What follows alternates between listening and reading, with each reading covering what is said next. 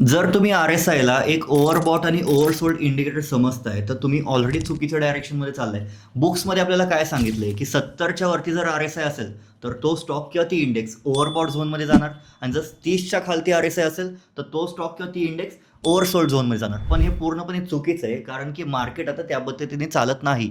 एका strong अपट्रेंडमध्ये RSI 70च्या वरती बरेच दिवस अडकून राहतो आणि तसंच एका स्ट्रॉंग बेरिश ट्रेंडमध्ये डाऊन ट्रेंडमध्ये RSI 30च्या खालती चिपकून जातो. तर स्मार्ट वेज काय RSIचा यूज करून ट्रेडिंग करण्याची? तर पहिला सगळ्यात आधी तुम्ही हे बघा की मार्केट कोणत्या डायरेक्शनमध्ये चाललंय, RSIचं स्ट्रक्चर काय आहे. जर मार्केट हायर हायज बनवतंय आणि RSI लोअर हायज बनवतंय तर तो रिव्हर्सल सिग्नल आहे, ज्याला आपण डायव्हर्जन्स सुद्धा म्हणतो. आणि दुसरा सगळ्यात महत्त्वाचा पॉईंट तो म्हणजे RSIचा रेंज शिफ्ट ऑब्झर्व करा.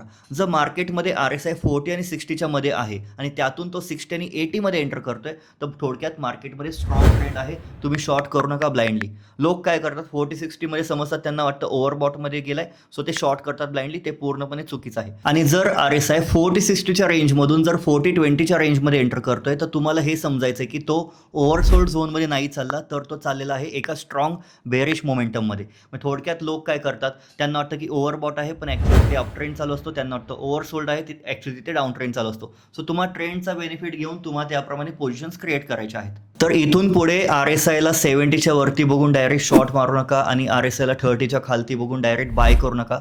इंडिकेटर्स तेव्हाच चालतात जेव्हा तुम्ही त्यांना प्राइस ॲक्शन सोबत जोडता.